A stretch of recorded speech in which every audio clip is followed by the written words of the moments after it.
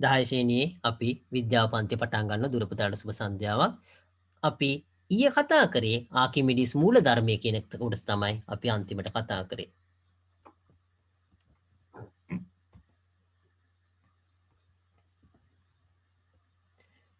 එතකොට අපි අන්තිමට කතා කරේ ඊයේ ආකිමිඩිස් මූල ධර්මය කියන කොටස.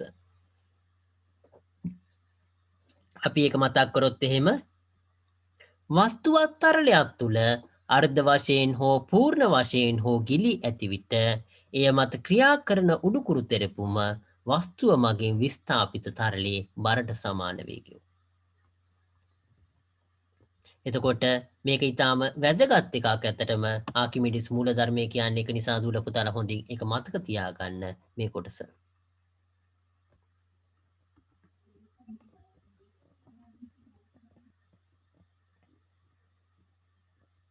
අපි ඊළඟ කොටසින් කතා කරන්න බලාපොරොත්තු වෙනවා 15:1:8 කියන රූපේ දැක්වෙන කොටස මේ ගැන කතා කරන්න බලාපොරොත්තු වෙනවා.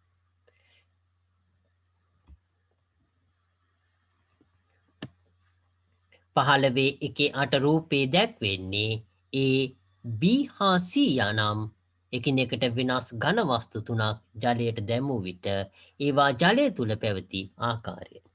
එතකොට මේ අවස්ථාව ගැන කියන්නේ එතකොට එකිනෙකට වෙනස් ඝන වස්තු තුනක් එතකොට ජලයට දැම්මහම එතකොට ඒවා ජලය තුල පවතින ආකාරය තමයි මේකෙන් දක්වන්නේ. මෙහි කොටසක් ගිලී පාවෙන අතර B සම්පූර්ණයෙන් ගිලී පාවේ. එතකොට ඒ වල කොටසක් ගිල්ලා පාවෙන්නේ B කියන එක සම්පූර්ණයෙන්ම ගිල්ලා පාවෙනවා.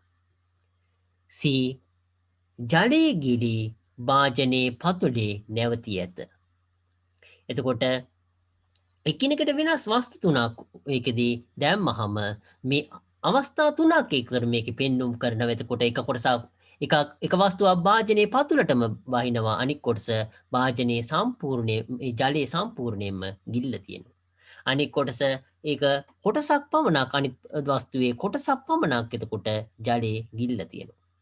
එතකොට මේ වස්තු තුනේදී එතකොට තුන් ආකාරයක් අපිට පෙන්눔 කරනවා. එතකොට සම්පූර්ණයෙන්ම ගිල්ලා තියෙන එකයි අර්ධ වශයෙන් ගිල්ලා තියෙන එකයි. එතකොට ඒ ගිලිලා පතුලටම ගිහින් තියෙන එකයි. එතකොට අවස්ථා තුනක් එතකොට මේකෙදී අපිට දැක ගන්න පුළුවන්. අපි ඒක බැලුවොත් එහෙම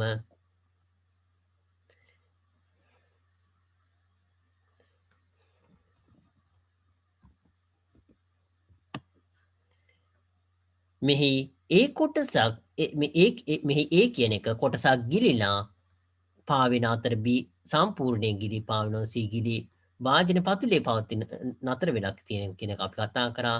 මේ වෙනසට හේතුව කුමක්දයි ඔබට සිතාගත හැකිද කියලා දක්වලා තියෙනවා. එය අවබෝධ කර ගැනීමට පහත ක්‍රියාකාරකම බලන්න කියලා දක්වලා තියෙනවා. එතකොට අපි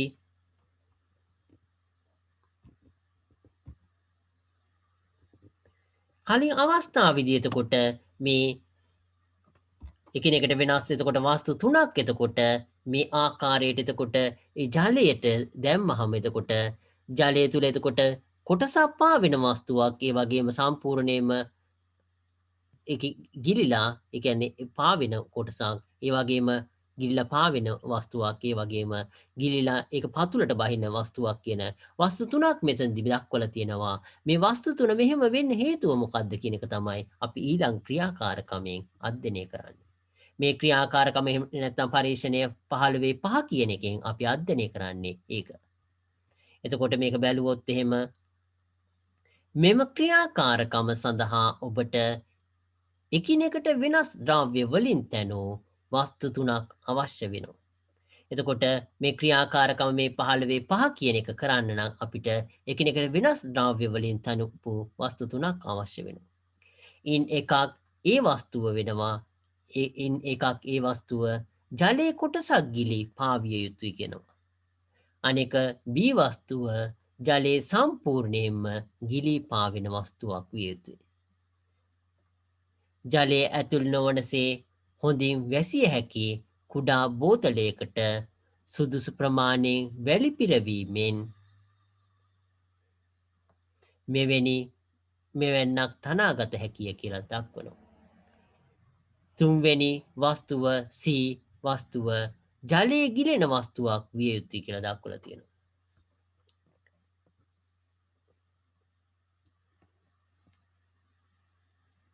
එතකොට අපි ඊළඟ බැලුවොත් එහෙම ඒක දක්වලා තියෙන කොටස බැලුවොත් එහෙම අපි මේක ආපහු කතා කරන්න බලාපොරොත්තු වෙනවා. කලින් මේ පොතේ තියෙන කොටස අපි බැලුවොත් එහෙම දුනුතරාදියක් භාවිතයෙන් A, B හා C වස්තුවල බර මැනගන්නවා. එතකොට දුනුතරාදියක් භාවිතා කළා මේ A වස්තුව, B වස්තුව, C කියන වස්තුව එතකොට මේ ජලයට දාන්න ඉස්සෙල්ලා ඒකේ බර මැනගන්නවා. දැන් ඒ වස්තුව ජලයේ පාවෙන අවස්ථාවේදී B වස්තුව සම්පූර්ණයෙන් ගිලී පාවෙන අවස්ථාවේදී C වස්තුව ජලයේ ගිලී ඇති අවස්ථාවේදී දෘශ්‍ය බර මැනගන්න.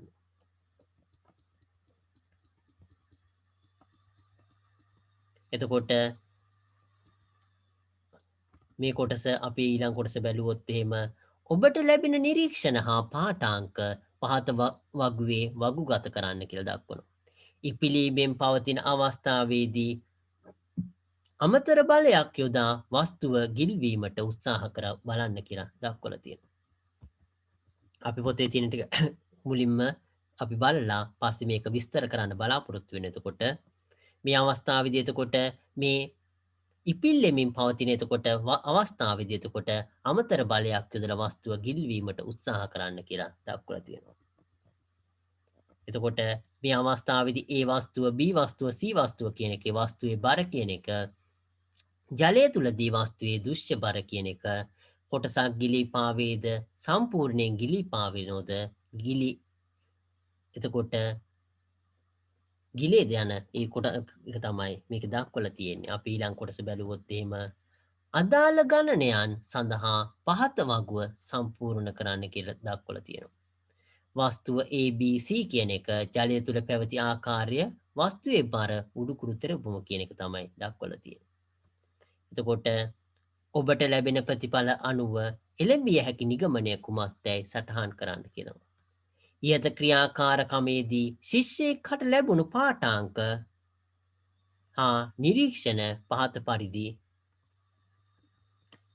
විය. ඒ අනුව ලැබෙන ප්‍රතිඵල විමසා බලමු කියන අපි මේ කොටස කියවලා අපි විස්තර කරනවා පහු පාරක්. ඒක නිසා අපි බැලුවොත් එහෙම මේ ශිෂ්‍යයාට ලැබුණු පාඨාංක එතකොට A කියන අවස්ථාවේදී වස්තුවේ බර 1.1 නිව්ටන් වෙනවා. B කියන අවස්ථාවේදී 1.8 නිව්ටන් වෙනවා. C කියන අවස්ථාවේදී 2.4ක් වෙනවා. ජලය තුලදී එතකොට වස්තුවේ දෘශ්‍ය බර කියන එක බිඳුවක් වෙනවා. මේ අවස්ථා දෙකෙදිම AB කියන එකේදී මේකෙදී 0.5ක් වෙනවා.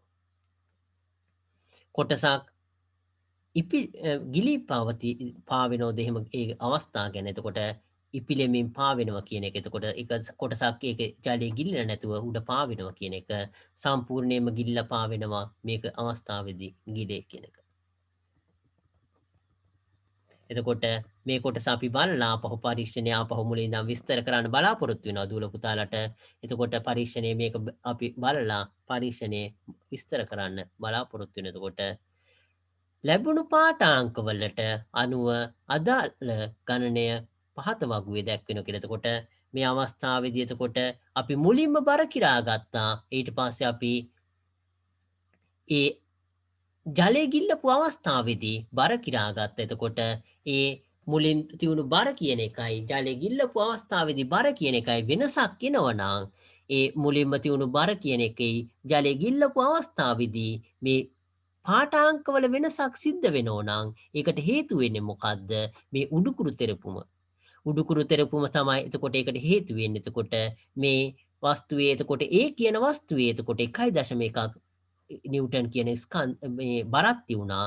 එතකොට 1.1 නිව්ටන් කියන බරක් තියුණාට පස්සේ ඒක ජලය ගිල්ලුවාම බිඳුව වෙනවා නම් එතකොට උඩුකුරු තෙරපුමෙන් එතකොට 1.1ක් එතකොට නිව්ටන් කියන බලයක් එතකොට අනිත් පැත්තට දෙන්න ඕන.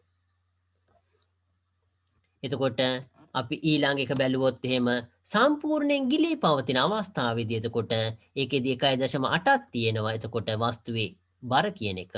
වස්තුවේ බර 1.8ක් නම් එතකොට සම්පූර්ණයෙන් ගිලෙන්න නම් මොකද වෙන්නේ? එතකොට ඒකට සමාන එතකොට බලයක් යෙදෙන්න ඕන උඩු අතට එතකොට ප්‍රතිවිරුද්ධ අතට.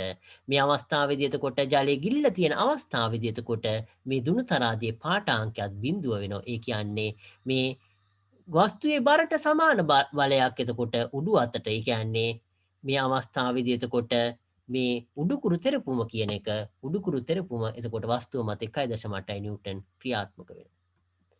ඊළඟ අවස්ථාවේදී සම්පූර්ණයෙන්ම ගිලිලා තියෙන අවස්ථාවේදී එතකොට ඒ වස්තුවේ බර කියන එක 2.4යි නිව්ටන් වෙනවා. එතකොට වස්තුවේ බර 2.4යි නිව්ටන්. ඒ වස්තුව මත ක්‍රියාත්මක වෙන්නේ කීයද? 1.9යි නිව්ටන්. ඒ කියන්නේ මෙතනදී අපි ඒ වස්තුවේ බර කිරුවාම ජලය තුලදී මොකද වුනේ? 0.5යි නිව්ටන් කියන බරක් අපිට ලැබුණා. එතකොට ඒ කියන්නේ මේ උඩුකුරු තෙරපුම වගේ මේ වස්තුව මත ඇති කරන ඒ උඩුකුරු තෙරපුම වගේ වස්තුව මත ඇති කරන ඒ තෙරපුම, ඒ කියන්නේ බලය, ඒක ඒ වස්තුවේ බරට වඩා 0.5ක් එතකොට අඩුයි. ඒ 0.5 තමයි අපිට 0.5 නිව්ටන් තමයි අපිට පෙන්වන්නේ.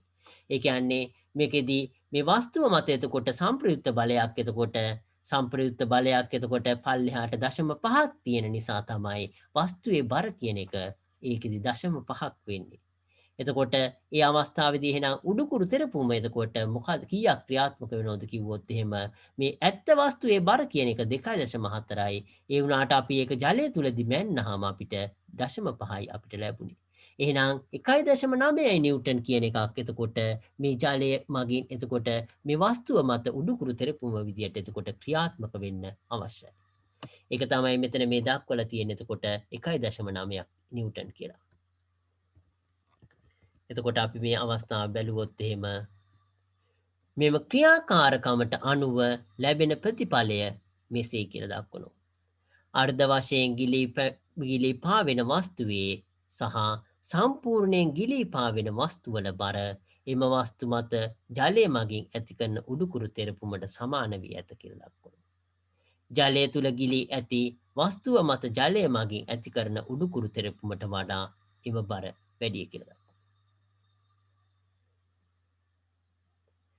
එතකොට අර්ධ වශයෙන් ගිලී පාවෙන ඒ වස්තුව මත සිරස්ව පහළට බලයක් යොදා එය සම්පූර්ණයෙන්ම ගිල්වන විට අත මත ඉහළට අමතර බලයක් ඇතිවන අයුරු දැකිය හැකියි කියලා දක්වනවා.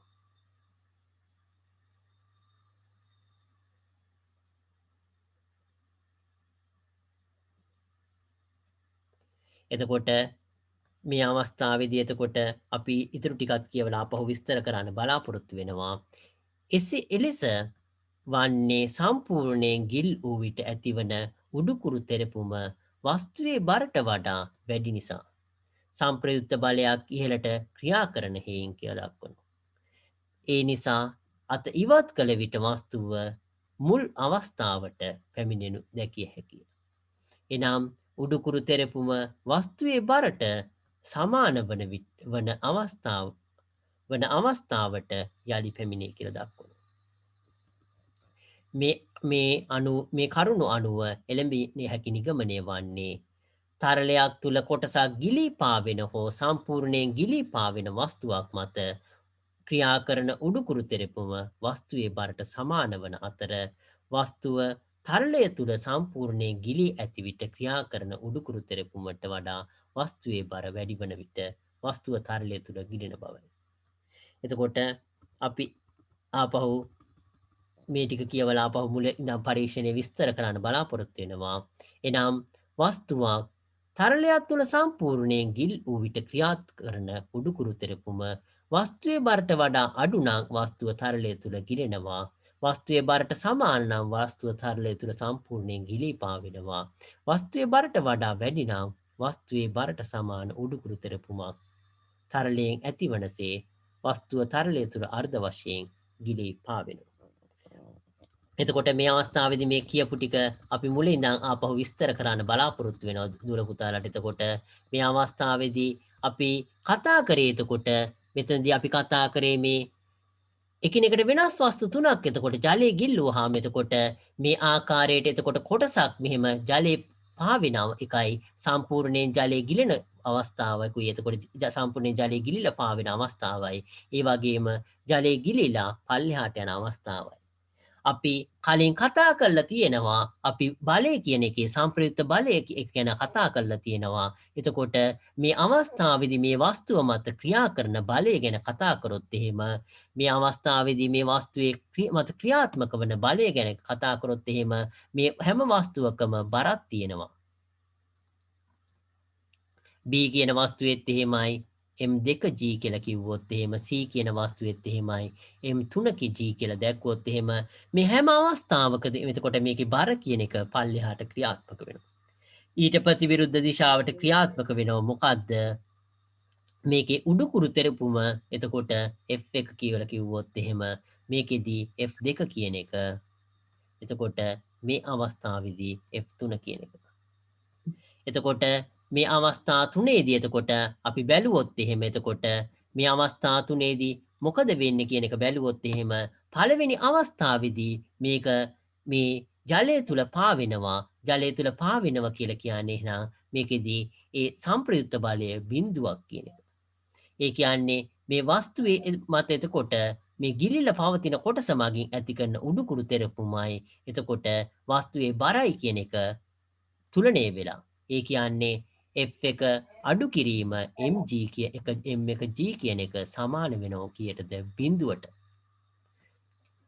ඒ කියන්නේ වස්තුවේ එතකොට වස්තුව මත එතකොට ඒකෙදී සංප්‍රයුක්ත බලයක් ක්‍රියාත්මක වෙන්නේ. එහෙනම් ඒක වස්තුව එහෙනම් නිශ්චලතාවයේ තියෙනවා කියලා දුල පුතාලා නිව්ටන් වල නියම එහෙම ඉගෙනගෙන තියෙනවා. එතකොට මේ අවස්ථාවේදී එතකොට සංප්‍රයුක්ත බලයක් වස්තුව මත ක්‍රියාත්මක වෙන්නේ. එහෙනම් වස්තුව එහෙම නිශ්චලව තියෙනවා. මේ අවස්ථාවේදී මොකද වෙන්නේ? මේ අවස්ථාවේදී මොකද වෙන්නේ? මෙතනදී මේ දෙවෙනි අවස්ථාවේදී B කියන අවස්ථාවේදීත් එතකොට F2 කියන එක එතකොට F2 කියන එක මේ වස්තුවේ එතකොට මුළු ඒ බර කියන එක වස්තුවේ මුළු බර කියන එක මේ F2 කියන මේ උඩුකුරු තෙරපුමෙන් එතකොට සම්පූර්ණයෙන්ම සමාන වෙන. එතකොට ඒ කියන්නේ F2 සමානයි එතකොට මේකෙදී M2G කියන එක. ඒ කියන්නේ F2 අඩු කිරීම M2G කියන එක කීයද වෙන්නේ? බිඳුවක් වෙනවා. ඒක නිසා මේ අවස්ථා දෙකේදී එතකොට මේ අවස්ථා දෙකේදී එතකොට මේ වස්තුව ඒක නිසා මේ අවස්ථා දෙකේදී වස්තුව සමතුලිත වෙලා මේ ජලය කියන එකේ පාවෙනවා. ඒ දෙක අතරිනුත් මේ අවස්ථාවේදී මේ A කියන අවස්ථාව බැලුවෙනුත් ඒ දෙක අතරිනුත් මේ A කියන අවස්ථාවේදී මේ ගිලිලා තියෙන කොටසින් විතරයි උඩුකුරු තෙරපුමක් ඇති වෙන්නේ. එතකොට මේ වස්තුව කොච්චර ගිලිනවද කියන එක අනුව ඒ වස්තුවේ බර කියන එක වෙනස් වෙන්නේ නැහැ. එහෙනම් M1G කියන එක නියතයක් වෙනවා. මේ වස්තුවට එතකොට ඒ වස්තුවේ බර කියන එක M1G කියන එක නියතයක් වෙනවා. එතකොට මේ වස්තුව මෙතනදී මේ ගිලී පවතින කොටස කියන එක මේ ගිලී පවතින කොටස නිසා මේකෙදී මේ වස්තුවේ මේ බරට සමාන ඒකේ උඩුකුරු තෙරපුමක් ඇති වෙන්නේ. අපි වැරදිලාවත් මේක සම්පූර්ණයෙන්ම මේ වතුර තුල ගිලලා හදුවොත් එහෙනම් මොකද වෙන්නේ? මේ F1 කියන එක මොකද වෙන්නේ? මේ කොටසට සමාන ජල ප්‍රමාණයක් මේකෙන් ඉවත් වෙන්නේ. එතකොට මේ ජල ප්‍රමාණයක් මේ කොටසට සමාන ජල ප්‍රමාණයක් ඉවත් වෙන්නේ. ඒක නිසා මේ ඉවත් වෙන ජල ප්‍රමාණයට සාපේක්ෂව මේ උඩුකුරු තෙරපුමක් ඇති වෙනවා. නමුත් මේක සම්පූර්ණයෙන්ම ජලය තුල ගිල්ලන්න බැලුවොත් එහෙම අපි මේ කොටස සම්පූර්ණයෙන්ම ජලය තුල ගිල්වන්න හැදුවොත් එහෙම මොකද වෙන්නේ? එතකොට මේ අවස්ථාවේදී එතකොට මේ උඩුකුරු තෙරපුම කියන එක වැඩි වෙලා ඒක මේ මුළු පෘෂ්ඨයේ ඒ කියන්නේ මේ මුළු මේ කොටසෙම එතකොට පරිමාවට සමාන ජල කඳක් මේකෙන් පිට වෙනවා.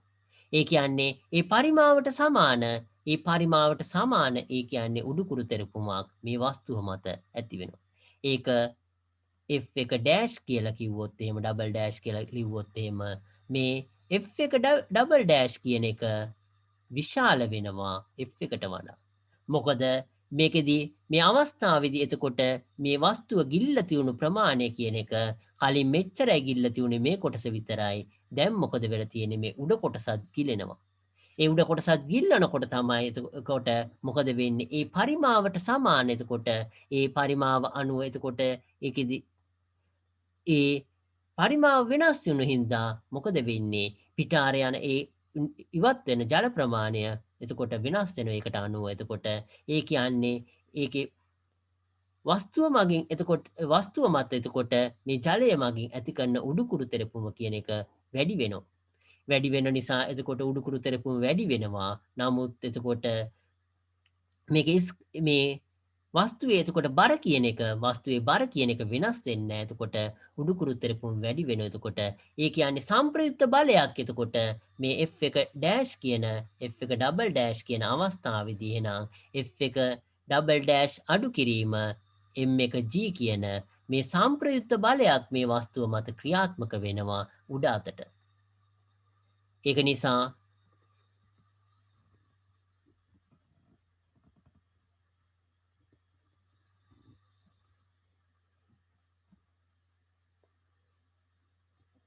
මම PDF එකේ ලියන්නේ දූල පුතාලට පේන්නේ නැද්ද? පේන්නේ නැද්ද දූල පුතාලා ඉන්නවද?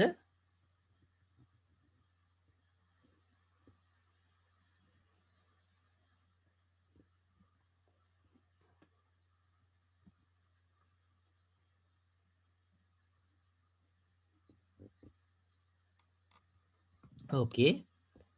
එතකොට මේ අවස්ථාවේදී එතකොට මේ F1 එතකොට මේ අවස්ථාවේදී සම්පූර්ණයෙන් මේක ගිල්ලුවොත් මොකද වෙන්නේ? F1ට වඩා ඒ කියන්නේ මේකෙදි මේ පරිමාව කියන එක වැඩි වෙනවා. එතකොට කලින් තියුණු මේ කොටස විතරයි ගිල්ලුවේ. එතනදී ඇතිවෙන උඩුකුරු තෙරපුම ඒ කියන්නේ එතනදී පිට වෙන ජල ප්‍රමාණයට වඩා මේක සම්පූර්ණයෙන් මේක ඇතුළ ගිල්වන්න හැදුවොත් එතකොට පිට වෙන ජල ප්‍රමාණය වැඩි වෙනවා. ඒ කියන්නේ ඒකට අනුව එතකොට මොකද වෙන්නේ?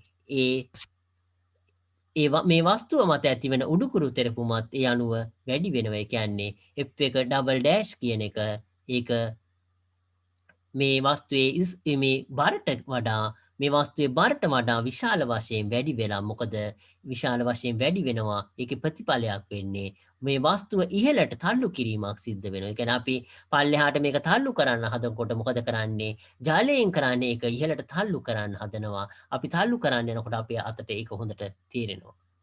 එතකොට ඒ අවස්ථාවේදී අපි අත අයින් කරොතින් මොකද වෙන්නේ? වස්තුව ඉහළට ගමන් කළා මේ ජලයේ ගිලිලා තියෙන ප්‍රමාණය එතකොට වෙනස් වෙනවා. එතකොට ඉහළට ගමන් කරනකොට එතකොට ඒ ගිලිලා තියෙන ප්‍රමාණය අනුව එතකොට මේකෙදි මත ඇති කරන උඩුකුරු තෙරපුම වෙනස් වෙනවා. ඒ කියන්නේ මේ උඩුකුරු තෙරපුම කියන එක මේ වස්තුවේ බරට සමාන අවස්ථාවේදී වස්තුවේ උඩුකුරු තෙරපුම වස්තුවේ බරට සමාන අවස්ථාවේදී මොකද වෙන්නේ? මේක සමතුලිත වෙනවා.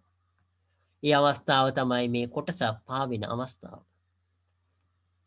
එතකොට මේක අපි කතා කරා අපි මේ F3 කියන මේ අවස්ථාව ගැන කතා කරොත් එහෙම මේ අවස්ථාව ගැන කතා කරොත් එහෙම අපිට මේ F3 කියන මේ උඩුකුරු මේ ඉහළට අපි ලිව්වොත් එහෙම උඩුකුරු තෙරපුම කියන එක F3 කියන එක තියෙනවා. ඒකෙන් මේ M3G කියන කොටස එතකොට අඩු කරාම එතකොට අපිට සංප්‍රයුක්ත බලය ලැබෙනවා. එතකොට ඒකෙන් අපිට සංප්‍රයුක්ත බලය කියන එක එතකොට මේ අවස්ථාවේදී මොකද වෙන්නේ? පල්ලෙහාට ගමන් කරනවා. ඒ කියන්නේ මේ M3G කියන එක ඒක විශාලයි මේ F3ට වඩා. ඒ කියන්නේ පල්ලෙහාට ගත්තොත් එහෙම පල්ලෙහාට අපි දැක්කුවොත් එහෙම M3G කියන එක අඩු කිරීම F3 කියන එක. ඒ කියන්නේ මේකේ දිශාව වෙනස් වෙනවා කියලා කියන්නේ ඍණ වලින් වැඩි කිරීමක් කරන එක. අපි උඩට ලිව්වහම F3 අඩු කිරීම M3G කියන එක. අපි පල්ලෙහාට ලිව්වොත් එහෙම M3G අඩු කිරීම F3 කියන එක තමයි අපිට ලැබෙන්නේ. එතකොට මේ අවස්ථාවේදී මේ වස්තුව කියන එක පල්ලෙහාට ගමන් කරනවා. මෙතන මේ වීදුරු පතුලක් තියෙන නිසා තමයි මෙතන මේකේ පතුල තියෙන නිසා තමයි එතකොට මේ අවස්ථාවේදී මේක නිශ්චලව තියෙන්නේ. ඒ කියන්නේ පතුල මගින් මේක මත බලයක් ඇති කරනවා. ඒ බලයයි මේ බලය එකතු වෙලා මේ මේකෙදි මේ බරට සමාන මේ අවස්ථාවේදී මේ වස්තුවේ බරට සමාන එතකොට ඒ බලයක් ඇති වෙලා ඒක අතර සමතුලිත අවස්ථාව බවට පත් වෙනවා. එතකොට මේ අවස්ථාවේදී එතකොට මේ අවස්ථාවේදී එතකොට මේක මගින් එතකොට මේක මත තව බලයක් ඇති වෙලා මේ පුෂ්ඨය මතින් එතකොට මේකේ මේ දෙක එකතු වෙලා මේ බර කියන එක මේ වස්තුවේ බරට සමාන එතකොට බලයක් ඇති වෙලා වස්තුව සමතුලිත වෙනවා. නමුත් අපි කලින් කතා කරපු මේ උඩුකුරු තෙරපුමයි මේකේ වස්තුවේ බරයි කියන එක බැලුවොත් එහෙම ඒකෙදි පල්ලෙහාට අනිවාර්යයෙන්ම සංප්‍රයුක්ත එතකොට සංප්‍රයුක්ත බලයක් මේ අවස්ථාවේදී ක්‍රියාත්මක වෙනවා. ඒක නිසා සංප්‍රයුක්ත බලයක් පල්ලෙහාට ක්‍රියාත්මක වෙනකොට ඒක නිසා ඒක පල්ලෙහාට ගමන් කරනවා. නමුත් ඒක මේ භාජනයේ පුෂ්ඨය මතට ආවහම පුෂ්ඨය මගින් නැවතත් ඉහළට තල්ලු කරන බලයක් ඇති වෙලා එතකොට සමතුලිත වෙනවා මේ අවස්ථාවේදී මේ බල දෙකයි මේ බල දෙකයි එතකොට සමතුලිත බවට පත් වෙනවා. ඒ කියන්නේ ඒක ගමන් කරන එක නතර වෙනවා. ඒක නිසා දූල පුතාලට මේ කොටස මේ අවස්ථාව එතකොට තේරුණා ඇති කියලා හිතනවා. තේරුන්නේ නැති දූල පුතාලේ ඉන්නවා නම් ආපහු පැහැදිලි කරන්න පුළුවන්. එතකොට මේ අවස්ථාව විභාගයකට වුණත් එහෙම එන්න පුළුවන් මේ වගේ අවස්ථාවක්. ඒක නිසා දූල පුතාලා මේ කොටස තේරුම් ගන්න එක ඉතාම වැදගත් වෙනවා. අපි මේ කොටස ලියා ගන්න බලාපොරොත්තු වෙනවා. චුට්ටක් ඉන්න ඒක කොටස.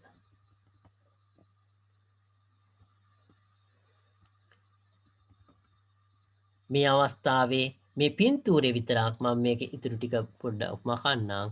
දූල පුතාලා මේ පින්තූරේ ඇඳ ගන්න මේ කොටස අපි ඒක ලියා ගන්න එක වැදගත් වෙනවා. මේක මේ පාඩමේ වැදගත් කොටසක් මේ කොටස. ඒක නිසා මේ පින්තූරේ ඇඳගෙන මේ පින්තූර මේක ඇඳ ගන්න මේ 15 1 8 කියන පින්තූරේ ඇඳ ගන්න එක වැදගත් වෙනවා. එතකොට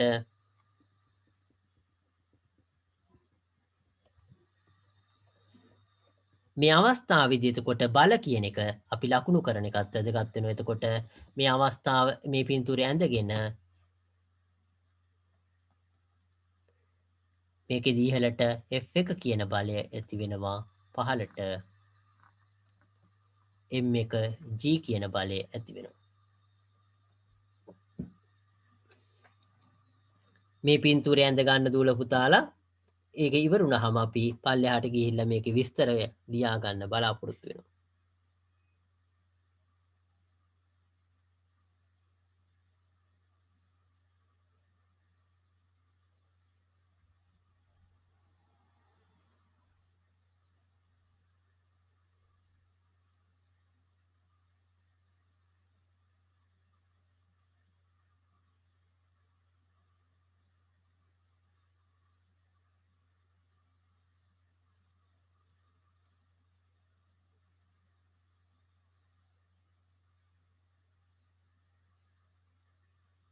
ලියාගෙන ඉවර නම් දූල පුතාලා chat එකේ දාන්න. මේකෙදී මේ කොටස ලියාගෙන එතකොට F1 M1 G කියන එක දාගන්න ඒ කියන එකේ F2 M2 G කියන එක දාගන්න F3 M3 G කියන එක දක්වන්න.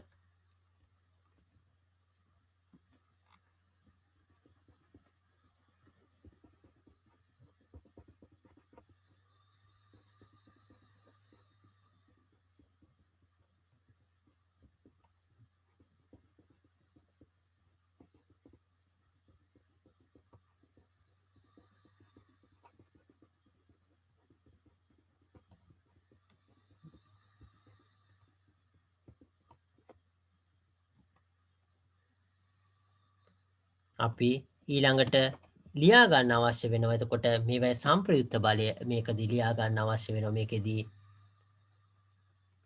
F1 අඩු කිරීම M1 G සමානයි කීයද? 0යි.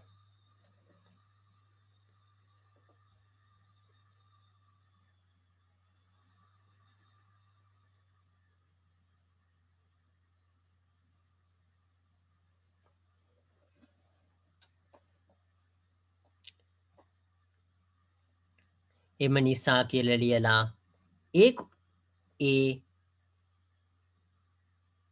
කොටසක් ගිලී පාවේ.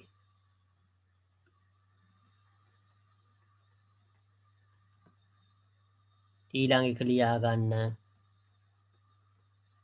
F2 අඩු කිරීම M2G කියන එක ලියලා සමානයි 0යි. එම නිසා B කියන එක සමානයි B සම්පූර්ණයෙන් ගිලී පාවේ. සම්පූර්ණයෙන්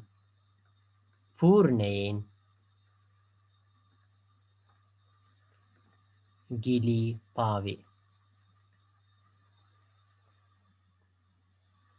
ගිලී පාවේ.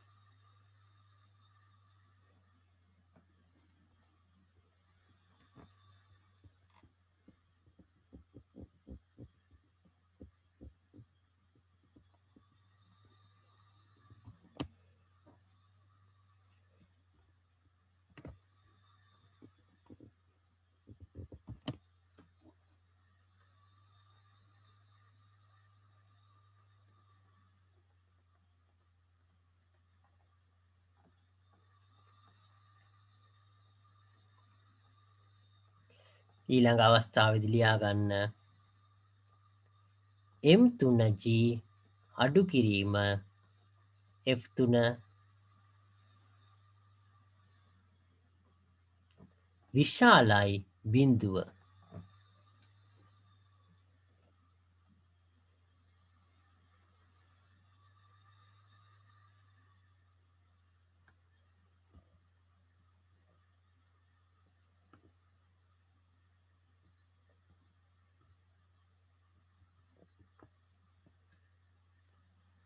එම නිසා C ජලයේ ගිලී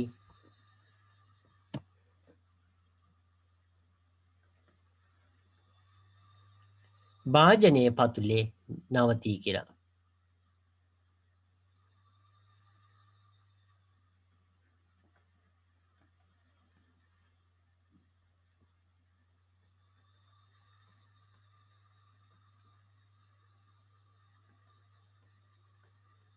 එතකොට මේ අවස්ථාවේදී එතකොට මුල් අවස්ථා දෙකේදී සම්ප්‍රයුක්ත බලයක් නැහැ.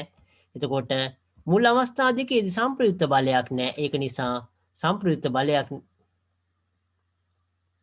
මුල් අවස්ථා දෙකේදී සම්ප්‍රයුක්ත බලයක් නැති නිසා එතකොට මේක එතකොට පාවුණා මේ අවස්ථාවේදී එතකොට පළවෙනි අවස්ථාවේදී කොටසක් ගිලී පාවුණා. B කියන අවස්ථාවේදී සම්පූර්ණයෙන් ගිලී පාවුණා.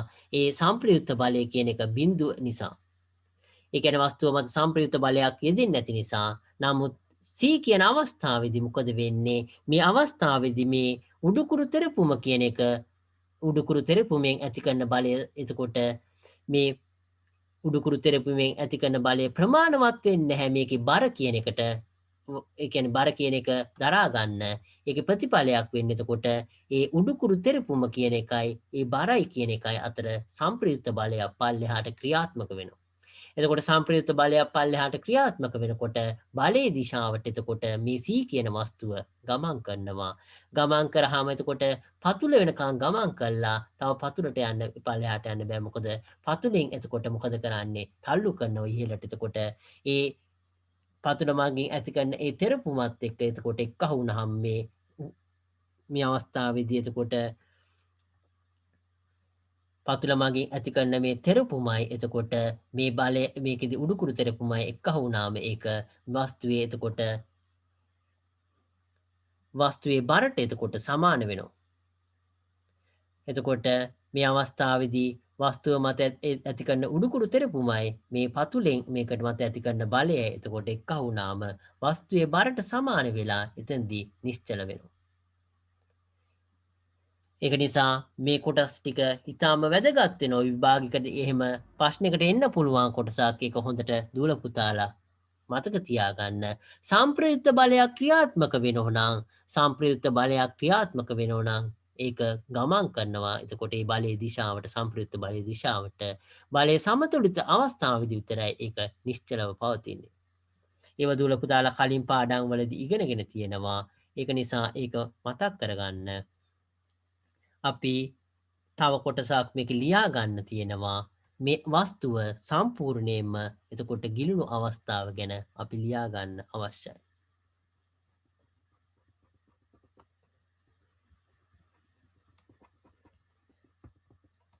එතකොට අපි ඒකත් මේ අවස්ථාවේදී ලියා ගත්තොත් එතකොට ඒ සම්පූර්ණයෙන්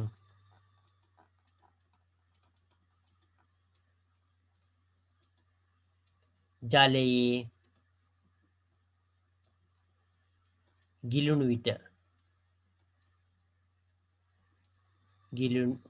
චුට්ටක් ඉන්න.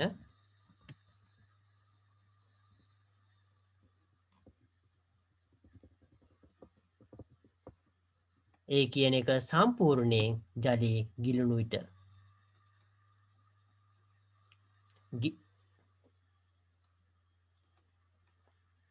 ගිලින විට ඇතිවන උඩුකුරු තෙරපුම ඇතිවන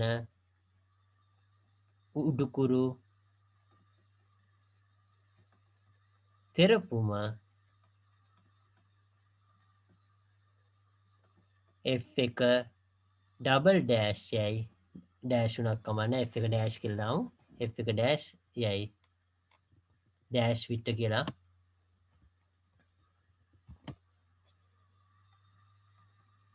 එතකොට F එක ඩෑෂ් විට එතකොට ඒ අවස්ථාවේදී මොකද වෙන්නේ F එක ඩෑෂ් කියන එක විශාල වෙනවා F එකට වඩා ඒක හේතුව කියන එක දුවල පුතාලා කලින් අපි ආකිමිඩිස්ගේ ඒ නියමය කියන එක චුට්ටක් ඉන්න දුවල පුතාලා ආකිමිඩිස් මූල ධර්මය කියලා ලියා ගන්න එතකොට ඒක වරහන් ඇතුළේ ලියා ගන්න ආකිමිඩිස් මූල ධර්මයට අනුව කියලා.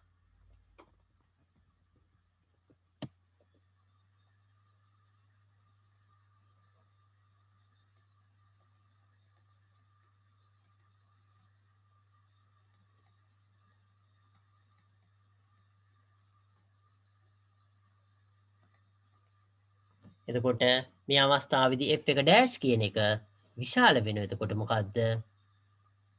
F එකට වඩා. F එක ඩෑෂ් විශාලයි F එක වෙනවා. එතකොට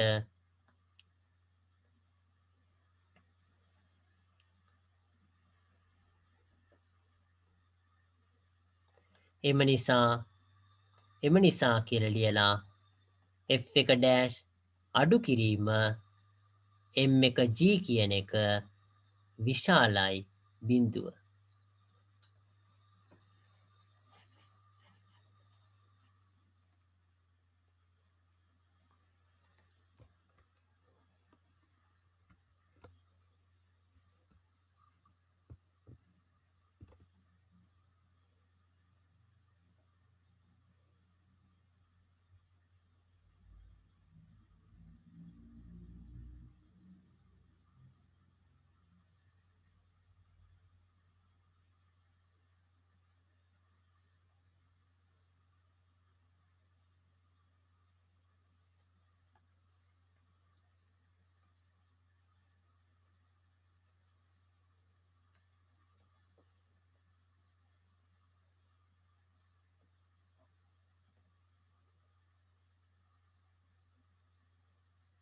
ඒ කියන්නේ මේ උඩුකුරු තෙරපුම කියන එක මේ වස්තුවේ එතකොට බරට වඩා වැඩි.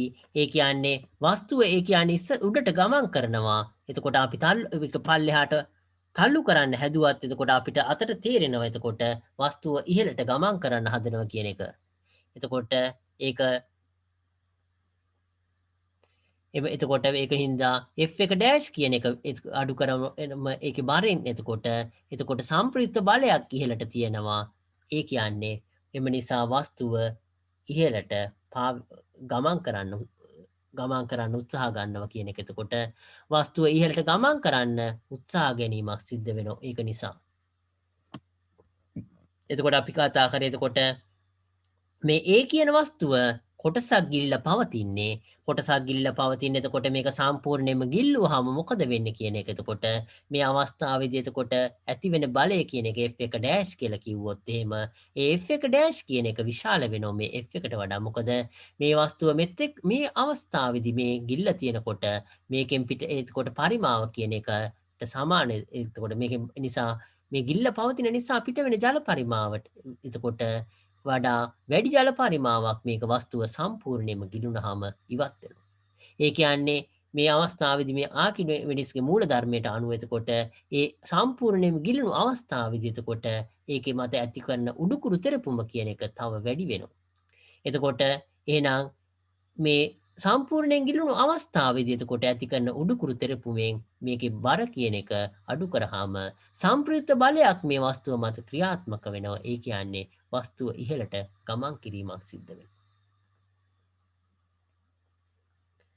එම නිසා කියලා ලියලා වස්තුව ඉහළට ගමන් කරයි කියන එක හරි.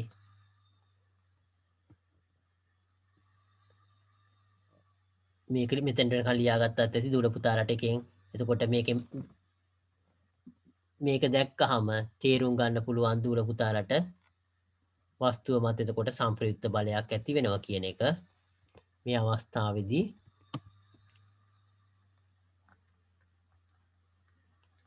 එතකොට F1 වලින් M1 G කියන එක අඩු වුණාම එතකොට වස්තුව මත ඉහළට සම්ප්‍රයුක්ත බලයක් ඇති වෙනවා. එතකොට එහෙම නිසා කියලා ඕනනම් ලියන්න පුළුවන් දූල පුතාලට වස්තුව මත උඩු අතට සම්ප්‍රයුක්ත බලයක් ක්‍රියා කරයි.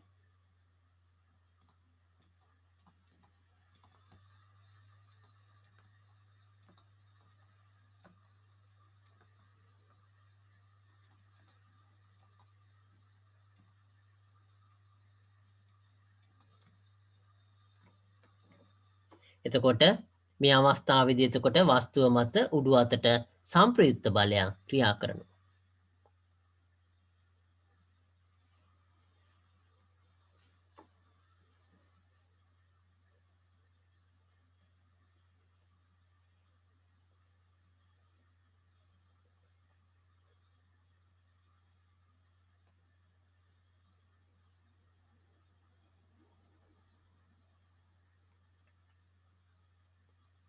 මේ වගේ ගණන් විභාගවලදී ඉතාම පහසුවෙන් ඇත්තටම උසස් පෙළට එමත් දෙනවා ඇත්තටම. මොකද ඒ හැම දෙයක්ම දූල පුතාලා භෞතික විද්‍යාවේ ඉගෙනගත්තු බලය කියන ඒවා, උඩුකුරු තෙරපුම කියන ඒවා, ඒ වගේ ගොඩක් දේවල් එකට මේවාදී භාවිතා වෙනවා. එතකොට ඒ වගේ දේවල් ඒ විවිධ දැනුම එතකොට පරීක්ෂා කරන්න හොඳයි ඇත්තටම.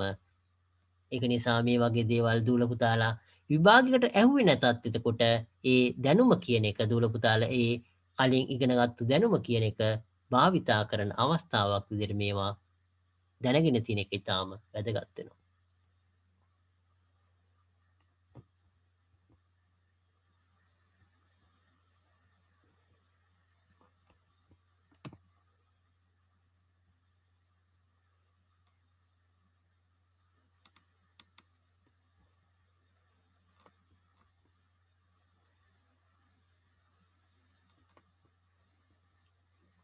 මේක ලියාගෙන ඉවර නම් අපි ඊළඟ කොටසට යන්න බලාපොරොත්තු වෙනවා. ලියන දූල පුතාලා ඉන්නවනම් දාන්න පුළුවන් chat box එකේ.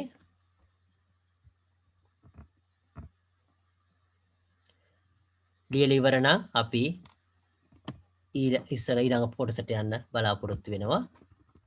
අපි මෙතන මේ කොටස සම්පූර්ණයෙන්ම කතා කරේ මෙතනදී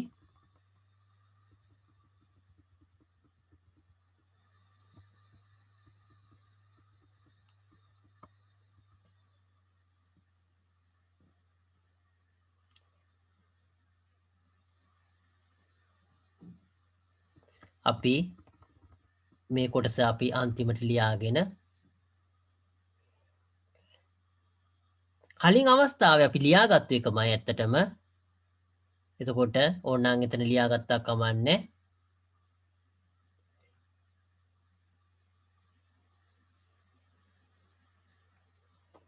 මේක ලියා ගන්න.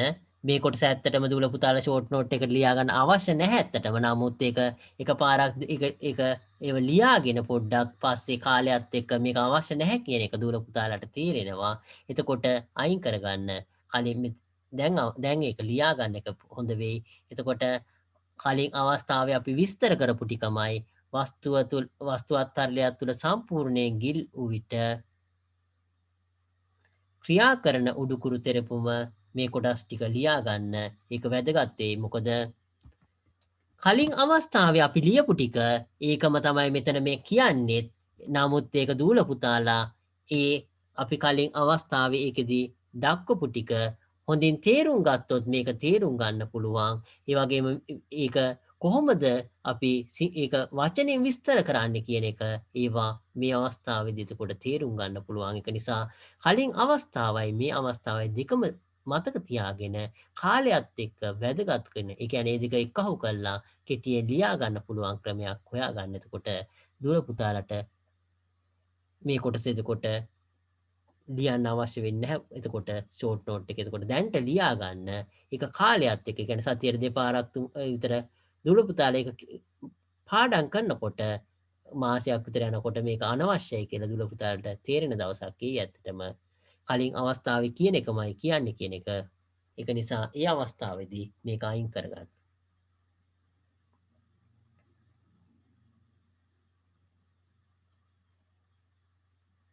එතකොට මේ කොටස සම්පූර්ණයෙන්ම ලියා ගන්න. එතකොට මේක ලියාගෙන අපි අදට පන්තිය මෙතනින් අවසන් කරන්න බලාපොරොත්තු වෙනවා.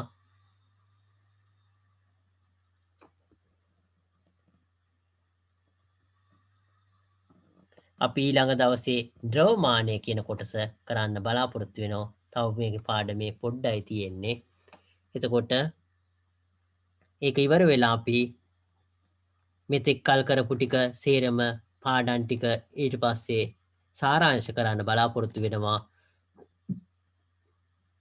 ඒ සාරාංශ කළා අපි ගණන් හදන්න බලාපොරොත්තු වෙනවා. O level වල තියෙන O level ගණන් ටික හදන්න බලාපොරොත්තු වෙනවා. එතකොට දවසකට පොඩ්ඩක් ගණන් හදන එකයි ඒ වගේම අලුතින් ඒ තියරි ඉගෙන ගන්න එකයි අපි කරන්න බලාපොරොත්තු වෙනවා. ඒක නිසා දූල පුතාලත් එක්ක පොඩ්ඩක් පස්සේ කතා කරන්න බලාපොරොත්තු වෙනවා. එක දවසක් ගණන් හදලා එක දවසක් තියරි කරනවද? එහෙම නැත්නම් දවසේ කොටසක් තියරි කරලා කොටසක් ගණන් හදනවද කියන එක කතා කරන්න බලාපොරොත්තු වෙනවා. ඒක අපි ඒ මෙතෙක් කල් කරපු එක සාරාංශ කරලා ඉවර වෙලා කොහොමද කරන්න කියන එක කතා කරන්න බලාපොරොත්තු වෙනවා. මං හිතන්නේ අපිට මේක සම්පූර්ණයෙන්ම 10 ශ්‍රේණියේ සිලබස් එක කවර් කරගන්න පුළුවන් වෙයි. අනිවාර්යයෙන්ම 12 වෙනි මාසයෙන් පාසල් වාරය ඉවර වෙන්නේ නැහැ ඇත්තටම. 3 වෙනි මාසෙ වගේ වෙයි කියලා හිතනවා පාසල් වාරය ඉවර වෙන්න. එතකොට අපිට අනිවාර්යයෙන්ම මේ පාඩම් ටික කවර් කරගන්න පුළුවන් වෙයි.